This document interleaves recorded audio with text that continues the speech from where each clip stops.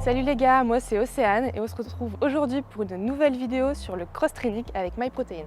Il est bien connu que dans le monde du bodybuilding, le cross-training est critiqué à cause des risques potentiels de blessures qu'il peut engendrer.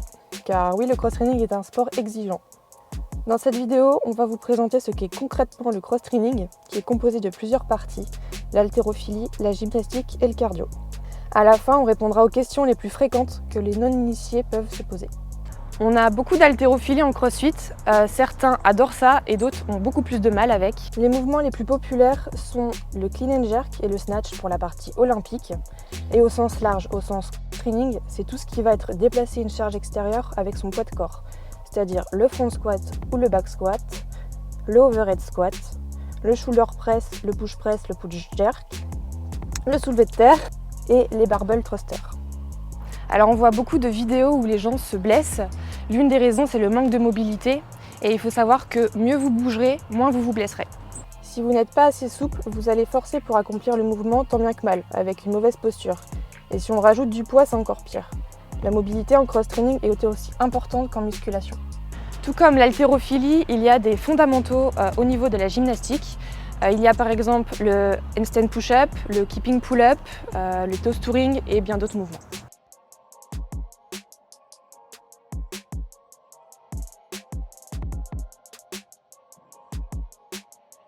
Le cardio est omniprésent dans la pratique du cross-training pour pouvoir enchaîner les différents mouvements et être encore plus complet. Les athlètes de cross-training évoluent dans une box afin de disposer d'un maximum d'espace. On peut utiliser des accessoires ou des machines comme la corde à sauter, l'assaut bike, le ski erg ou des exercices qui sont prédisposés au travail d'endurance. Les burpees, les box jump, les kettlebell swing ou les double unders. Alors oui, mais je ne le conseille absolument pas, notamment pour apprendre tout ce qui est les mouvements, corriger les techniques, les postures et savoir comment s'entraîner. Alors absolument, dans le cross-training, il y a une grosse partie renforcement qu'on peut aussi appeler la musculation ou le bodybuilding.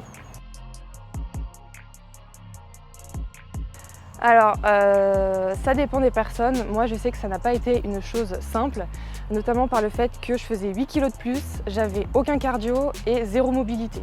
Donc en fait, on commence tous quelque part avec nos facilités et nos points améliorés. Moi, ça a été plutôt compliqué. J'ai une période d'adaptation, mais ensuite, ça roule. Alors oui, parce que le cross-training mêle du cardio, des exercices en poids de corps, des exercices avec des charges. On est sur quelque chose de fonctionnel.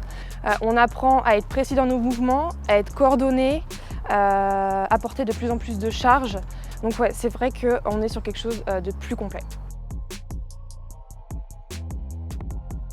Alors oui, il est tout à fait possible de s'entraîner avec des pathologies à condition d'être encadré, de savoir ce qu'on fait, de se connaître et de connaître donc ses limites.